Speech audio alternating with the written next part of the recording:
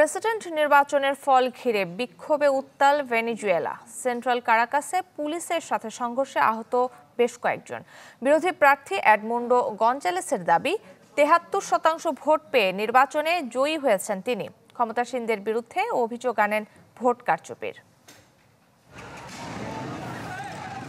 নির্বাচনের পর যেন আরও অস্থির দক্ষিণ আমেরিকার দেশ ভেনেজুয়েলা। প্রেসিডেন্ট নির্বাচনে নিকোলাস মাদুরোকে জয়ী ঘোষণার পরই বিক্ষোভের ডাক দেন বিরোধীরা। তাতে সমর্থন জানিয়ে রাজধানী কারাকাসে জড়ো হতে থাকেন হাজারো মানুষ।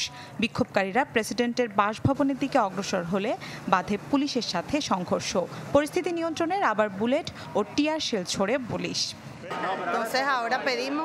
গেল এক দশকেও গণতন্ত্র কি তা বুঝতে পারিনি। জাতি হতাশায় নিমজ্জিত হয়েছে। এখন এই স্বৈর শাসকের পতন চাই আমরা।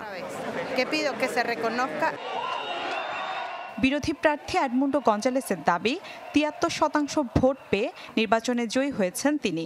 নির্বাচনে ব্যাপক কারচুপির অভিযোগ আনেন বিরোধী দলীয় নেতা মারিয়া করিনা মাচাদো। নির্বাচনে ৭৩%-এর বেশি ভোট পেয়েছি আমরা। ভোটের প্রকৃত রেজাল্ট প্রকাশের জন্য দেশের বাইরে থেকেও চাপ দেয়া হচ্ছে, তবুও তারা সত্য প্রকাশ করছে না। তবে বিরোধীদের অভিযোগ প্রত্যাখ্যান করে কঠোরভাবে আন্দোলন দমনের হুঁশিয়ারি দেশটির প্রেসিডেন্ট নিকোলাস মাদুরোর।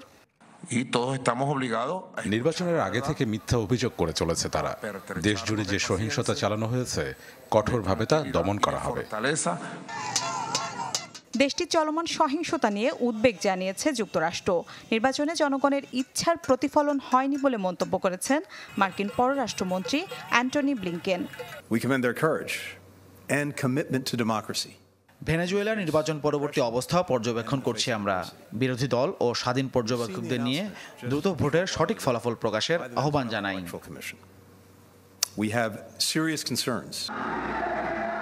২০১৩ সাল থেকে টানা ১১ বছর ভেনেজুয়েলার ক্ষমতায় রয়েছেন নিকোলাস মাদুরোর দল পিএসইউভি।